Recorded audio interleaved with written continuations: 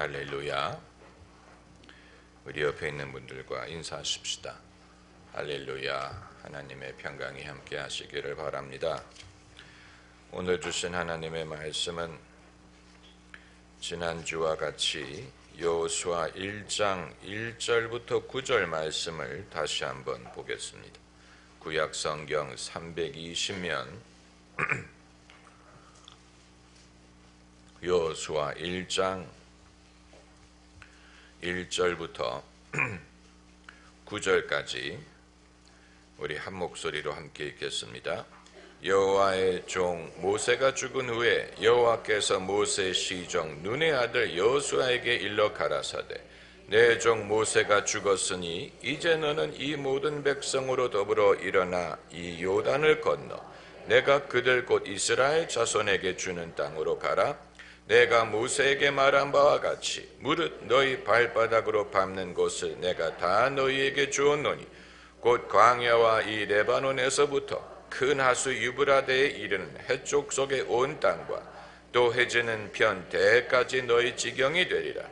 너희 평생에 너를 능히 당할 자 없으리니 내가 모세와 함께 있었던 것 같이 너와 함께 있을 것임이라. 내가 너를 떠나지 아니하며 버리지 아니하리니 마음을 강하게 하라. 담대히 하라. 너는 이 백성으로 내가 그 조상에게 맹세하여 주리라 한 땅을 얻게 하리라. 오직 너는 마음을 강하게 하고 극히 담대히 하여 나의 종 모세가 내게 명한 율법을 다 지켜 행하고 좌로나 우로나 치우치지 말라. 그리하면 어디로 가든지 형통하리니 이 율법책을 내 입에서 떠나지 말게 하며 주야로 그것을 묵상하여 내 길이 평탄하게 될 것이라. 내가 형통하리라. 내가 내게 명한 것이 아니냐. 마음을 강하게 하고 담대히 하라. 두려워 말며 놀라지 말라. 내가 어디로 가든지 내 하나님 여호와가 너와 함께 하느니라. 아멘. 이미 지난 수요일에 말씀드린 내용이지만 여러분이 얼마나 이해를 하셨는지 긴가민가 하고 또 되풀이해서 말씀드릴 가치가 있다고 생각이 돼서 중요한 주제를 반복해서 말씀을 드리려고 합니다. 운동이든 공부든 훈련의 비결은 몸에 배일 때까지 되풀이하는 것입니다. 몸에 배기 전까지는 충분히 익힌 것이 아닙니다. 모세가 죽은 후에 하나님이 여호수아에게 하신 첫 마디가 모세가 죽었으니 라는 것입니다. 모세가 죽었으니 이스라엘 백성이 가나안 땅에 들어가게 하는 것은 모세의 리더십이 아니고 모세가 전한 하나님의 약속의 말씀이 그렇기 때문에 모세가 죽은 후에야 이스라엘 백성이 가나안 땅에 들어갈 수 있었던 것입니다. 모세가 죽었다고 이스라엘 백성이 가나안에 못 들어가는 것이 아니에요. 모세가 죽은 후에야 가나안에 들어가게 하신 것은 믿음의 훈련의 의미가 있습니다. 과연 이들이 그동안 모세 자신을 의지했던 것인지 아니면 모세가 증거한 하나님의 말씀을 의지했는지를 보기 위한 것입니다. 하나님이 모세를 데려가신 것도 모세로 하여금 모세 자신이 깨달을 필요가 있었던 것도 있고 이스라엘 백성이 깨달아야 될 부분도 있습니다. 모세 자신도 하나님이 그를 데려가심으로 이 모든 것이 이루어지는 것은 여호와 하나님의 약속으로 말미암은 것이지 모세의 리더십이든 그의 카리스마든 그의 능력으로 말미암는 것이 아니었다라는 것을 알게 하기 위한 것입니다. 믿음의 훈련에는 홀로 서기를 연습하는 면이 있습니다. 그렇다고 개인주의를 말하는 것은 아니지만 모세가 떠난 후에야 여호수아가 하나님의 종으로 설 기회를 얻을 수가 있었고, 모세가 떠난 후에야 이스라엘 민족은 자신의 믿음을 사용할 기회를 얻은 것입니다. 예수님이 떠나가신 이유와 비슷합니다. 왜 예수님이 떠나가셨느냐? 제자들을 내버려 두고 예수님이 왜 떠나가셨느냐? 예수님 말씀이 내가 너희를 떠나는 것이 유익하다고 하셨습니다. 예수님의 떠나가시는 것이 왜 유익하다는 말입니까? 예수님이 이 땅에 한도 없이 계셔서 능력을 행하시고 당신의 영광을 보여주셔야지. 예수님이 떠나가는 것이 왜 제자들에게 유익하다고 하셨습니까? 예수께서 이 땅에 계시는 한은 제자들이 스스로 서려고 하지를 않았어요. 왜냐하면 예수님이 늘 눈에 보이기 때문에 눈에 보이는 예수님을 의존하면 되었습니다. 그런데 예수께서는 당신이 떠나가신 후에 성령을 보내셔서 당신을 믿는 사람들이 성령의 능력을 힘입어 당신의 복음을 전하게 하기를 원하셨습니다. 그것이 예수님의 방법이었어요. 그렇기 때문에 내가 너희를 떠나는 것이 유익하다고 말씀하신 것입니다. 내가 너희를 떠나지 아니하면 성령이 너희에게 오시지 아니하시리라. 예수님이 떠나가신 후에야 예수님의 제자들은 비로소 자신들이 배웠던 것을 사용하기 시작했습니다. 믿음을 사용할 수밖에 없었던 것입니다. 그래서 예수께서 의도하신 믿음의 거장으로 다 발전할 수 있었던 것입니다. 베드로든 요한이든 그 이외의 행적을 이 사도행전이 말하지 않지만 여러 곳에 흩어져서 복음을 전하고 그리고 다 순교했던 그 11 제자들 뿐만이 아니고 그들이 또 제자 삼은 수많은 사람들, 바나바, 또 실라, 마가, 아볼로, 브리스가, 수많은 제자들이 다 성령을 받아서 예수님이 하셨던 일을 그들도 하리라고 말씀하셨어요. 나를 믿는 자는 내가 한 일을 저도 행하리니 이는 내가 아버지께로 감이니라. 그 말은 성령이 저들에게 임하실 것이기 때문에 나를 믿는 자는 내가 한 것을 저희도 행하리라. 할렐루야. 이 말씀은 그때뿐만이 아니고 지금도 유효한 말씀입니다. 여러분이 그 사실을 믿으셔야 됩니다.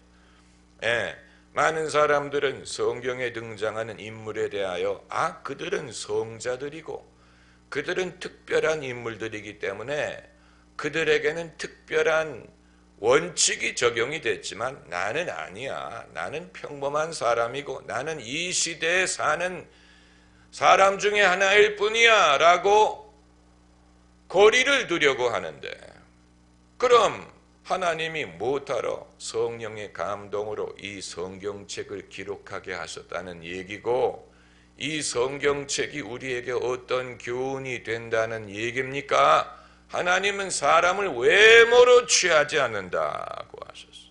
그 말은 차별하지 않는다는 얘기예요.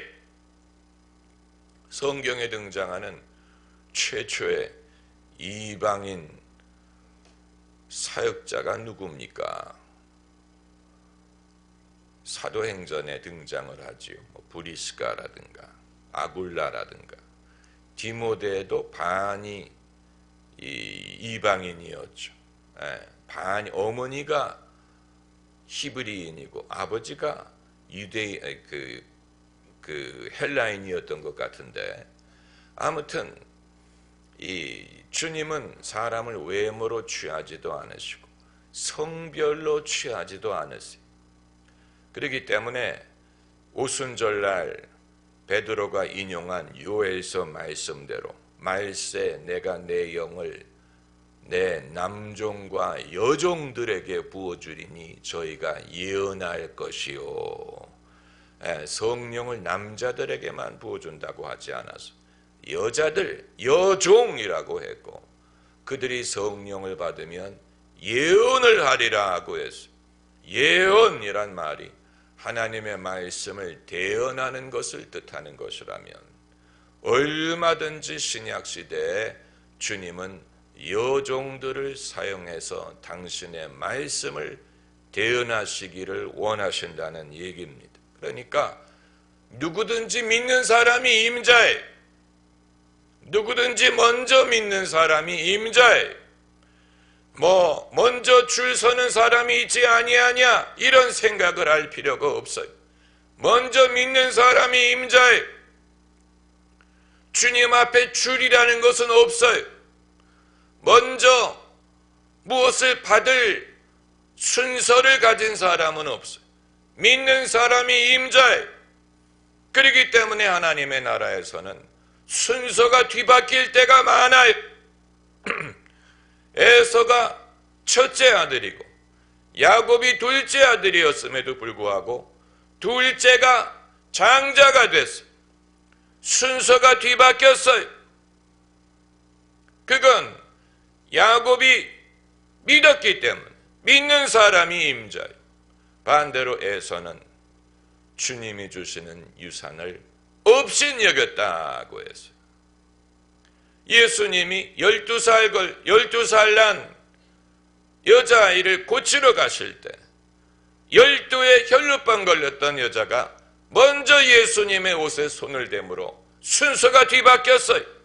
원래는 예수님이 먼저 그 집에 찾아가기로 순서가 돼 있었는데 이 여자가 먼저 믿음으로 먼저 은혜를 받은 거예요.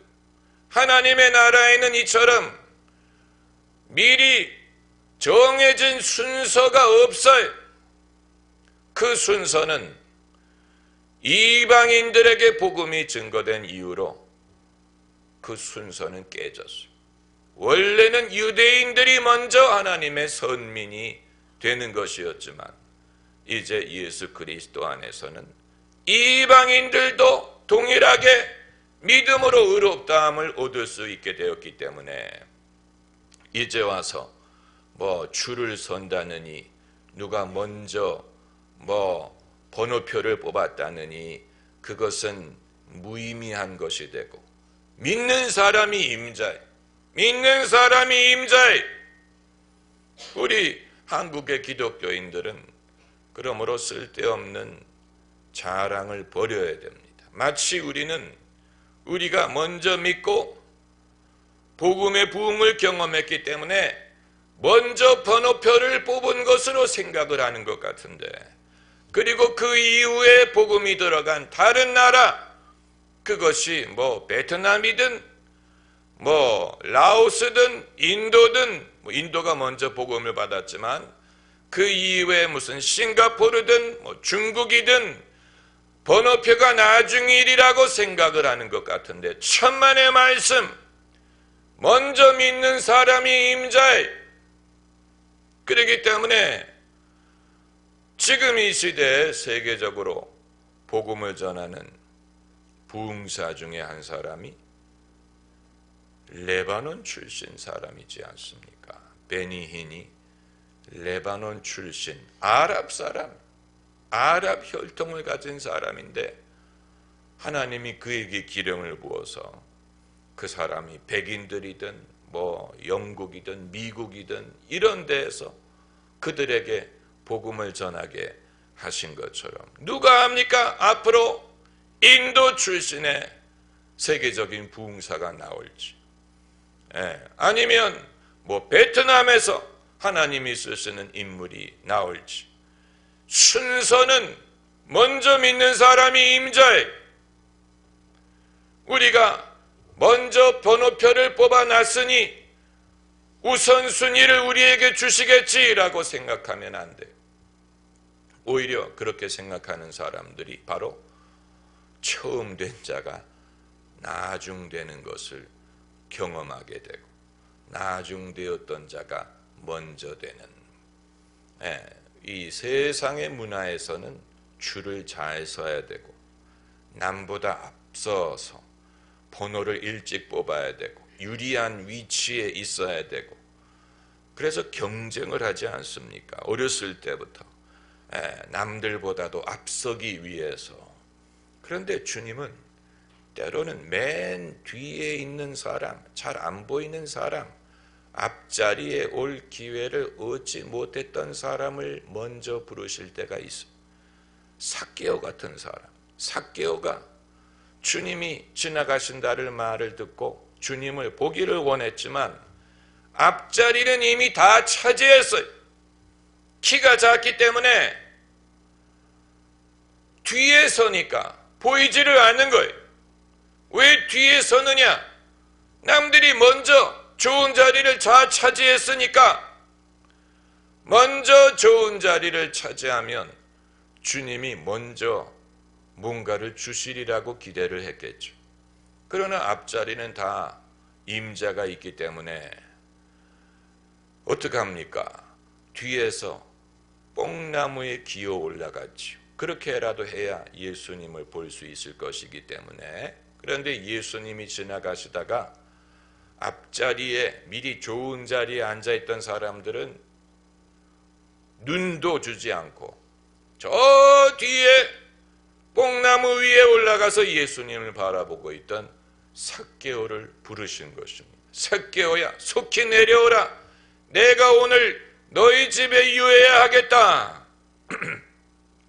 너희 집에 가서 식사 좀 하자고 하신 게 아니고 너희 집에 유해야 하겠다. 목사가 만일 성도에게 집사님, 오늘 제가 집사님 집에 좀 유해야 하겠는데요. 그러면 아마 사람들이 괜찮아요. 괜찮아요. 지나가시옵소서 뭐 이럴 거예요. 예수님은 유하셨어. 그냥 가서 식사만 하신 게 아니에요. 그들에게 시간을 할애하셨어. 그래서 베드로의 집에도 유하러 들어가셨고 많은 사람의 집에 유하였는데, 그러니까 이 주님이 보시는 순서는 우리가 생각하는 순서와 달라요. 성경에 그런 예가 가득 찼어요. 사무엘 선지자가 다윗에게 기름을 부은 것도 같은 원리예요. 그 아버지 이새가 전형적인 아버지, 눈에 보이는 대로 판단하는 아버지, 육신대로 판단하는 아버지이기 때문에 선지자가 너희 아들을 데려오라 하고 했을 때 순서대로 큰아들부터 일곱째 아들까지, 아버지가 보기에 큰아들이 키도 크고 잘생기고 리더가 될 만하고 당연히 사무엘이 그에게 기름을 부을까 했는데 천만의 말씀, 첫째도 아니고 둘째도 아니고 사무엘이 이 사람 괜찮게 생겼네 할 때마다 하나님 말씀하시기를 내가 그를 버렸노라. 사람은 외모를 취하나 나 여호와는 중심을 보느니라. 그래서 첫째도 아니고 계속해서 일곱째까지 갔는데 아니에요. 그래서 이상하다. 그 아버지한테 물어봤어요. 이게 다냐고. 그랬더니 말째가 있는데 그가 들에서 양을 치나이다. 아들이 8명이 있었어. 그런데 그 아버지 생각에 설마 막내는 아니겠지 하고 아예 마음속에서 제쳐놓은 거예요. 그런데 주님은 다른 계획을 갖고 계셨어요. 그래서 어서 그를 부르라. 그가 오기 전에는 우리가 앉지 아니하리라. 앉지 않는다라는 말이 성경적으로 무슨 뜻입니까? 식사하지 않는다라는. 성경에서 앉는다라는 말은 식사한다는 말이. 그건 성경의 기본적인 상식이. 그래서 말째를 불러왔는데 그가 얼굴이 붉고 아름답고 뭐 그랬다 그랬어요. 그때 하나님이 사무엘에게 이가 그니 그 말은 This is him. 이가 그니 그에게 기름을 부으라. 그러니까 순서적으로 봤을 때 막내, 마지막 아예 사람은 그를 고려하지도 않았어요. 그런데 주님의 말씀이 그가 오기 전에는 우리가 앉지 아니하리라. 우리가 사회적으로나 이 쉼을 얻지 못하고 안정을 얻지 못하고 함께 앉지 못하는 이유는 그 막내가 아직 오지 않았기 때문에 그러는지도 모릅니다. 우리가 아직 기다려야 되는 사람들이 있기 때문에 이 사회가 그렇게 원하는 안정과 쉼을 얻지 못하고 대기 중인지도 몰라요. 우리가 아직 기다려야 되는 사람들이 있어요. 따라와 주기를, 합류하기를 기다려야 되는 대상이 있기 때문에 우리가 아직 앉지 못하고 기다리고 있는지도 모릅니다. 할렐루야. 놀라운 말씀이지. 사회적으로나 가정적으로나 그들이 원하는 쉼을 왜 빨리 얻지 못하고 빨리 이것을 어떻게 마감하고 다음 단계로 벗어 들어가지 못하느냐. 그 이유는 아직 기다려야 되는 자들이 있기 때문에 그럴지 몰라요. 그가 오기 전에는 우리가 앉지 아니하리라. 그래서 들에서 양을 치던 여러분, 우리가 성경을 그 다음 절 그러니까 다음 절에 건너갈 때까지 1초도 안 걸리잖아요. 그러니까 다윗이 올 때까지 1초도 안 걸릴 줄로 생각을 하는데 실제로 베들레헴에서 들에 가서 다윗을 부르려면 반나절을 기다려야 될 것입니다. 걸어가는데 반나절, 거기서 얘기하고 설명하는데 반나절. 그러니까 기다리는 사람은 완전히 배가 곪지요.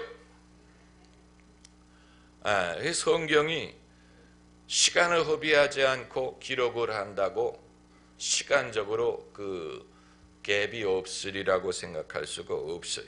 아무튼 그래서 이 모세가 죽은 후에 하나님이 여호수아에게 당부하신 말씀이 7절 말씀에 오직 너는 마음을 강하게 하고 극히 담대히 하여 나의 종 모세가 내게 명한 율법을 다 지켜 행하고, 하나님이 여호수아에게 당부하신 것은 나의 종 모세를 잊지 말라가 아니에요. 나의 종 모세를 기억하라가 아니에요. 모세를 기억하는 건 지금 관건이 아니에요.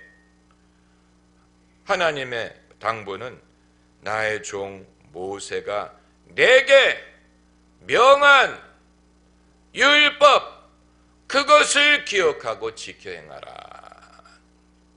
그 차이를 아시겠지요? 그건 오늘도 마찬가지입니다. 신앙의 스승이든 목사든 만일 성도가 그를 생각할 때 그가 가르치려고 했던 말씀이 기억나지 않는다면 그 스승은 잘못한 것입니다. 만약에 스승을 생각할 때 스승의 뛰어난 성품이 기억이 난다든가, 그의 어떤 유머 감각이 생각이 난다든가, 그가 나에게 베풀었던 친절이 생각나고 그것뿐이다면 그 스승은 친절하고 사랑을 많이 베풀었을 수는 있지만 하나님의 말씀을 전한 것은 아니에요. 여호수아가 모세를 생각할 때 모세가 전한 하나님의 말씀을 기억해야 돼요. 그게 가장 마음에 두드러지게 기억이 돼요. 모세 하면 그가 전한 말씀, 이것이 첫 번째로 기억이 돼야 모세는 모세 역할을 제대로 한 것입니다. 이 빌리 그레함 목사님, 그분이 점잖고 이런 분이지만 빌리 그레함 하면 사람들이 제일 먼저 기억하는 것은 사람이 예수 그리스도를 구주로 영접하고 거듭나야 된다라는 메시지, 그걸 일평생 전했기 때문에 빌리그레암 하면 사람들은 거듭나야 된다, 예수를 구주로 영접하라 하는 메시지를 기억합니다. 반대로 어떤 종이 있는데 그를 생각할 때 그분은 참 친절한 분이었고 참 좋은 분이었고 그건 생각이 나지만 근데 뭐를 나에게 말하려고 했는지는 잘 모르겠다라면 그분은 주님의 일을 제대로 한 것이 아닙니다. 사람은 떠나가더라도 그가 전한 메시지가 남아 있어야 됩니다.